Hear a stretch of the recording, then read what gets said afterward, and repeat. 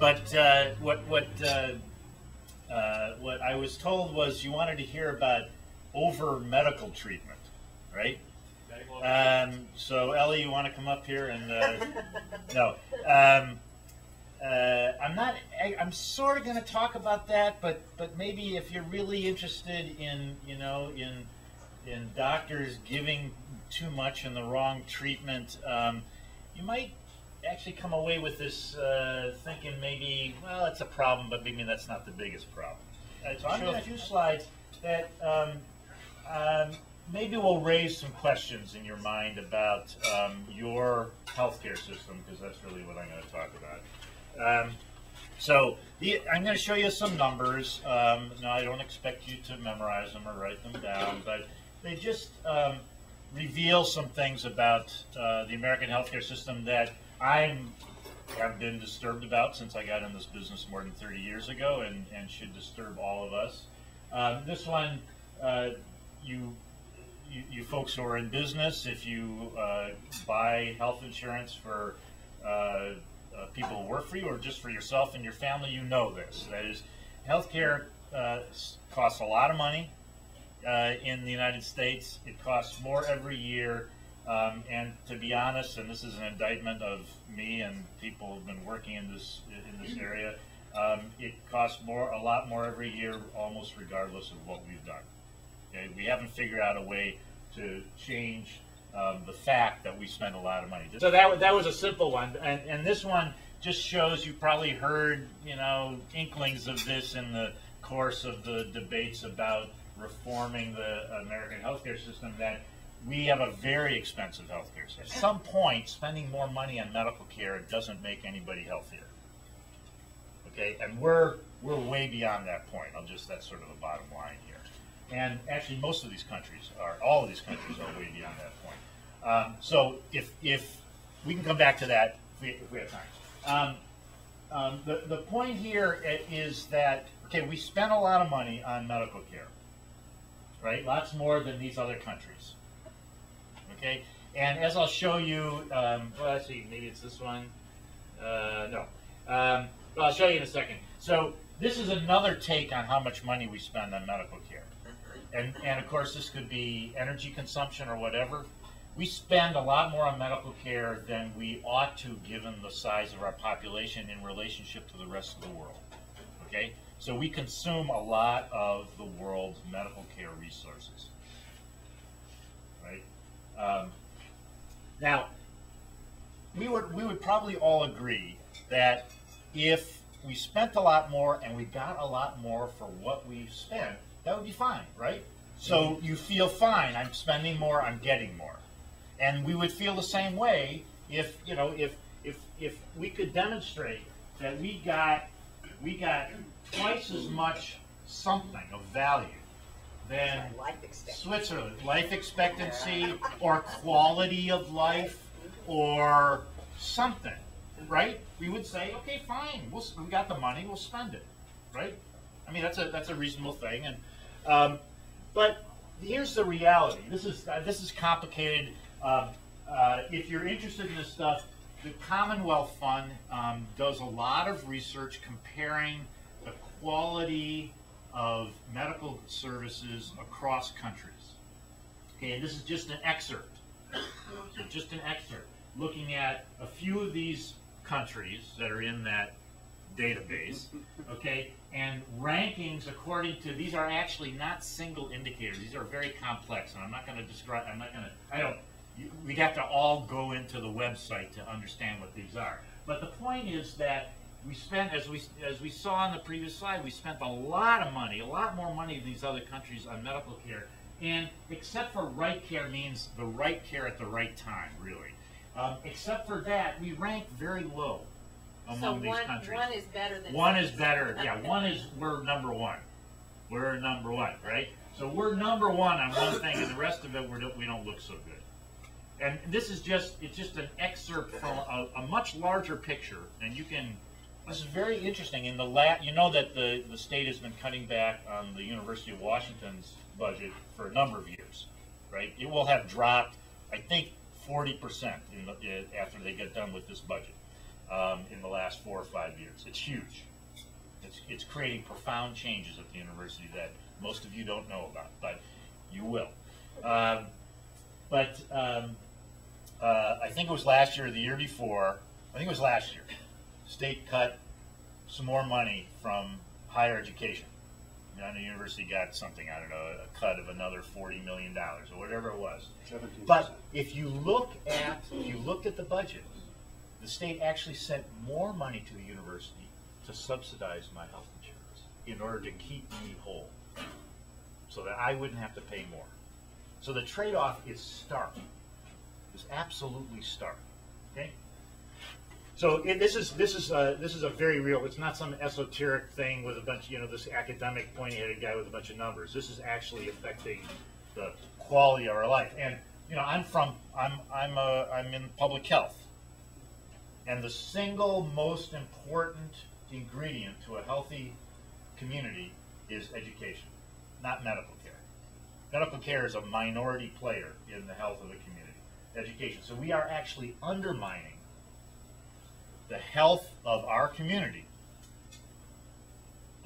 because of this wasteful healthcare system. Now, so this gets at, Howard, this gets at the question you had. So what about this over-treatment stuff? Now, the data, the really smart people who crunch a lot of numbers have come up with figures, I don't know, 30, 40% of medical care, medical services are not beneficial at best. Some of them actually harm patients. So it's a lot. The challenge there is to figure out which ones when and to get rid of them. That's a whole other thing. I'm not going to talk about that. What I'm going to talk about is the interesting anomaly that if you look at all those other countries that spend a lot less than us, we actually use fewer services. Okay? Now this is an anomaly. This is interesting because we live in a country with a particular philosophy about life, and this applies to the medical care system, and that is that if consumers have to pay money out of their pocket for stuff, they'll be really wise economic consumers, and the markets will run efficiently because the markets will be competing for the business of those consumers. That's our ideology, our economic ideology, right? Anybody disagree with that? Okay?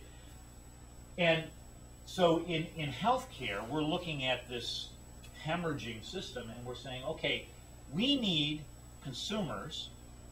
We call them consumers in this country. None of these other countries that I showed you call people who go to the doctor or the dentist consumers. They call them patients or something like that. We call them consumers, and we want consumers to, quote, have more skin in the game. That familiar term? Familiar? That is, to pay more out of the pocket. Because if we pay more money out of our pockets, we'll use fewer services.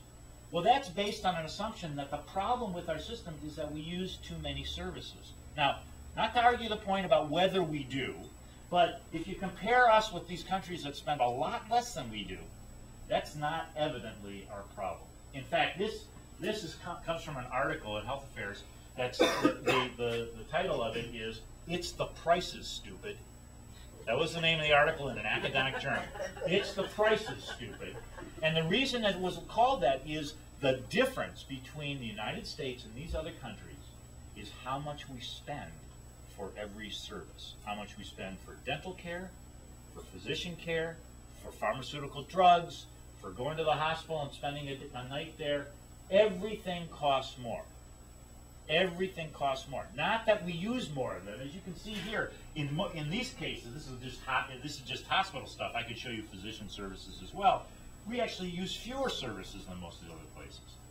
So the big difference is the price that we pay for each service. The price that we pay. And there's been very good research that does show that if people pay more out of their pocket for medical care, they use fewer health services, fewer medical services. But the same research, interesting, the same research shows that people don't distinguish between the services that are good for them and the services that are not good for them.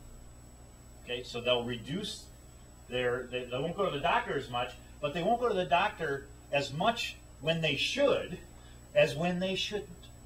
Here's this is a summary of my sense of what's going on in the system. Sort of gets at, this is a list, but sort of gets at, now this isn't in rank order, but these are the factors that go into what I was asked to talk about, which is the provision of medical services beyond what is needed and beneficial. So one is fee for service. You know this term. That is, you all were talking about it.